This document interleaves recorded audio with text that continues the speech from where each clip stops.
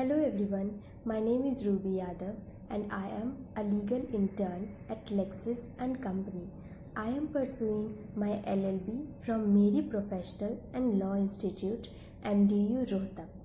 I am glad to get this opportunity to represent myself and tell you something about my topic, which is relationship between the municipal and the international law.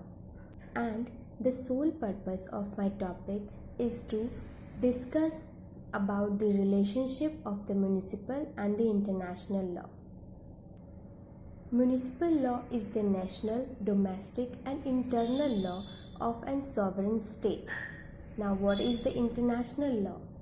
International law is the body of rule which is legally binding on the state and the international organization in their interaction with other state. International organization, individuals and other entities. Now there are total 5 theories of relationship of municipal and international law, which is the monolism, dualism, specific adoption theory, transformation theory and the delegation theory. Now we will discuss about these theories one by one. What does the monism theory says? It says that the subject matter of the international law and the municipal law is one and the same. International law does not need to be translated in the national law.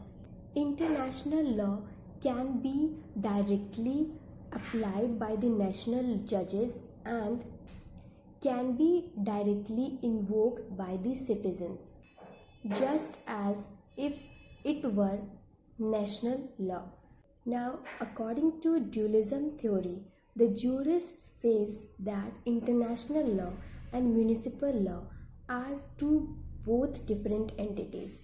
According to them, international law and state law are different because their subject and origin are different.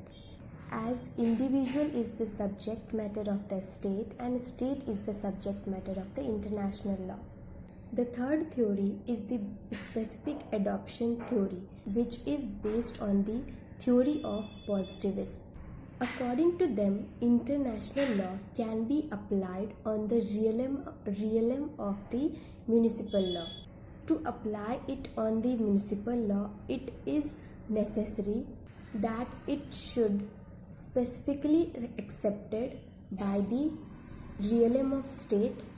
The state law through a special procedure may adopt the international law for its acceptance and the jurisdiction of state law. The transformation theory. According to this theory, the international law and especially the rules of international treaties, for forcing them in state laws, it is necessary to get them transformed in the state law.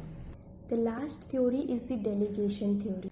The critics of transformation theory have put forward a new theory, that was the delegation theory.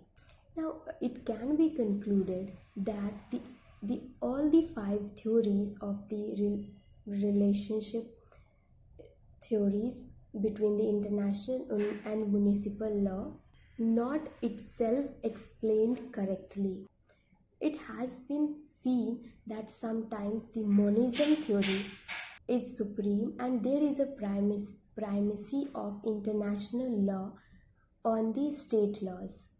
In some cases, it has been seen that there is a need of adopting and transforming theories of international law to enforce it in the municipal law.